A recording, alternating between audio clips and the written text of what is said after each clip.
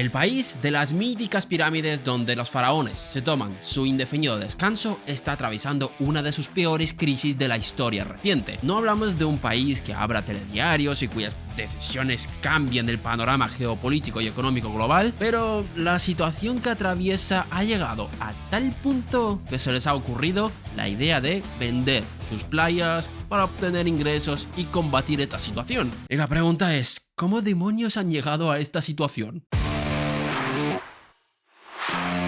Si situáis el país en un mapa y conocéis lo básico del contexto internacional, llegaréis a la conclusión de que la situación egipcia se debe al conflicto que hay ahora mismo en el Mar Rojo y el bloqueo del Canal de Suez. Y no vais mal encaminados, este conflicto ha tenido un impacto brutal en la economía egipcia. Ahora bien, todo esto ya venía de antes. Este conflicto ha empeorado la situación, pero no es la raíz del problemón que está atravesando su economía. Así que en este vídeo vamos a ver cómo Egipto llegó a esta situación y por qué demonios tiene que vender sus playas. Así que, no me enrollo más, poneos cómodos, que empezamos.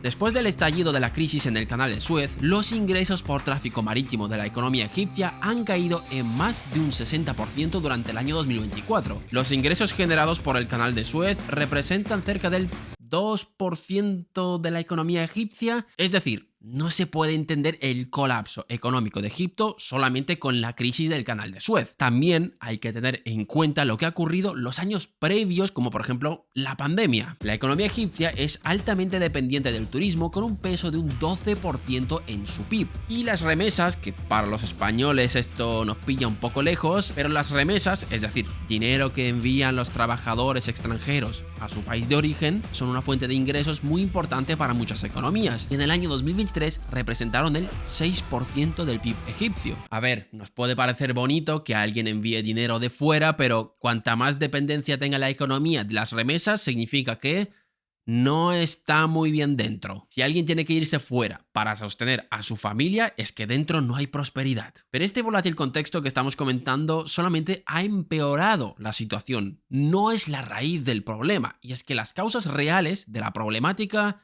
están en su nefasta gestión.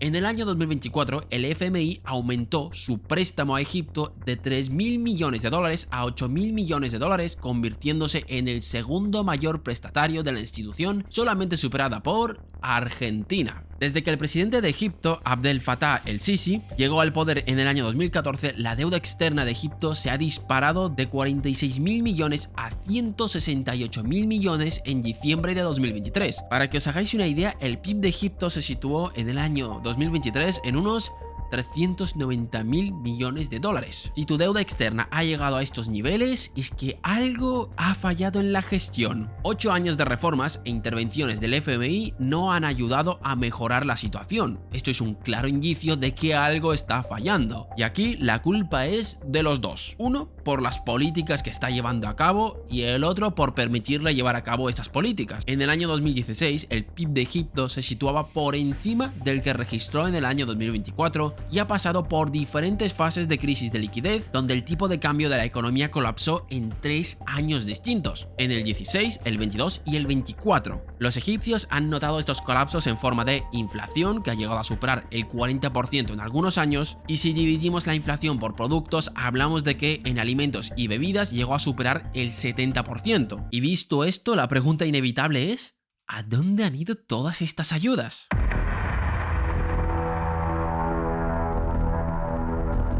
Durante este periodo, Egipto ha sido uno de los mayores importadores de armas del mundo. Sumando a esto, el gobierno está construyendo una nueva capital gigantesca valorada en $58.000 millones.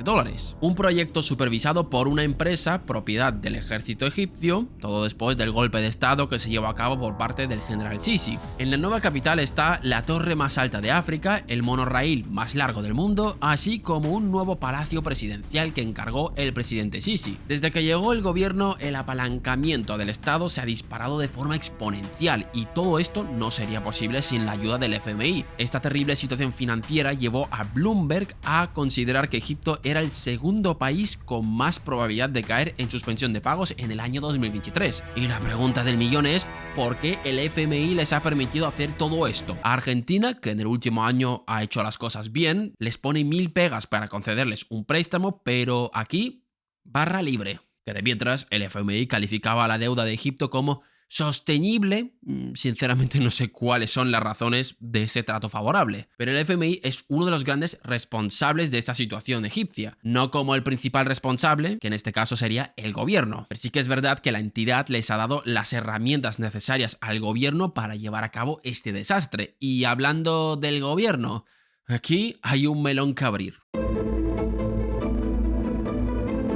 Para que se cumplan las condiciones del FMI, se necesitaba que entrase una inversión en Egipto que oscile entre 10 y el 11% del PIB. Una inversión gigantesca para un país que no es conocido por tener las instituciones más punteras del planeta. Hablamos de un país con una gran represión a su prensa y un poder judicial corrupto. No parece ser el país más llamativo para invertir. Mientras tanto, la población sigue viviendo las consecuencias de estas nefastas decisiones. A ver, la idea inicial del Cairo era la construcción de una capital administrativa para tratar de descongestionar la actual capital egipcia. Es la 11ª ciudad más poblada del mundo. Pero las razones reales quizás son otras. La otra intención es salvaguardarse. En el año 2011 hubo gigantescas manifestaciones que tumbaron al dictador Hosni Mubarak, y con esta nueva ciudad se pone 50 kilómetros de distancia entre el pueblo y el gobierno. Originalmente el coste de la construcción se iba a repartir entre empresarios emiratíes y empresas chinas a cambio de llevarse derechos de construcción y de venta, pero las negociaciones no llegaron a buen puerto y todas esas tareas recayeron sobre el propio gobierno egipcio. Y la cifra que os hemos dado de 58.000 millones de dólares es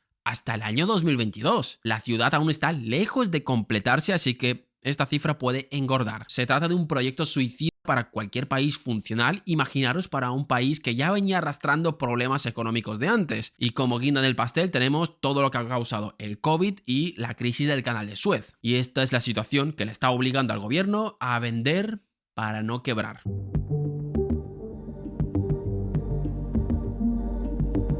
El país ha tenido que tomar una decisión paradójica respecto a su proyecto de levantar toda una nueva infraestructura. Vender una parte de su territorio, incluido a sus vecinos. Un ejemplo de esto ha sido el rescate que le ha dado Emirates Árabes Unidos, valorado en 32.000 millones de dólares. Bueno, rescate. Una compra, mejor dicho. Se ha comprado lo que se conoce como el proyecto de Ras El Hikma, una península de 170 millones de metros cuadrados de especial interés turístico con más de 50 kilómetros de playa. Emiratos se encargará de edificar esta zona y de recaudar los beneficios. Concretamente se llevaría un 65% de los beneficios generados. Y ahora mismo hay un proyecto similar en marcha donde está involucrada Arabia Saudí, un proyecto en Ras Gamila que el gigante petrolero quiere convertir en un gran resort de vacaciones. Esta región se encuentra en una zona donde Egipto transfirió la soberanía de dos islas, Tirán y Sanifar, precisamente a Arabia Saudí, y se estima que supondría una inyección de 15.000 millones de dólares. Y claro, esto podría paliar temporalmente la crisis que está sufriendo el país y podría ser una inyección importante de capital. Problema, que si este dinero se acaba utilizando para las necesidades del gobierno y construir su dichosa capital, a la larga no va a servir de absolutamente nada. Las petromonarquías están encantadas con esta gestión. Les están vendiendo costa, y muchos de ellos no tienen un lugar tan emblemático como el Mediterráneo, que a la larga se puede considerar como parte de su país. Realmente, desde que se independizó Egipto en el año 1952, ha estado viviendo de rentas geopolíticas, ya que está en el norte de África, tiene enlace con el canal de Suez, Israel cerca. Todo esto ha hecho que el país tenga valor estratégico para algunas potencias. El problema es que quita incentivos para que el gobierno haga las cosas bien.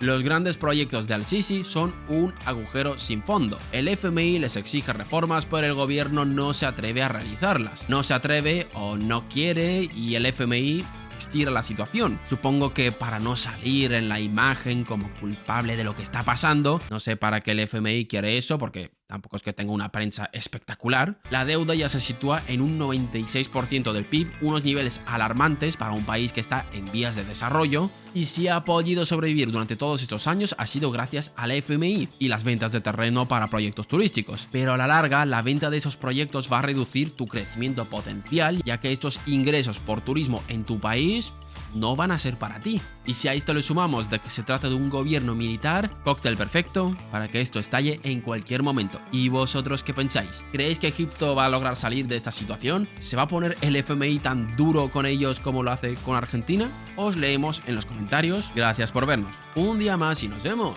en el próximo vídeo.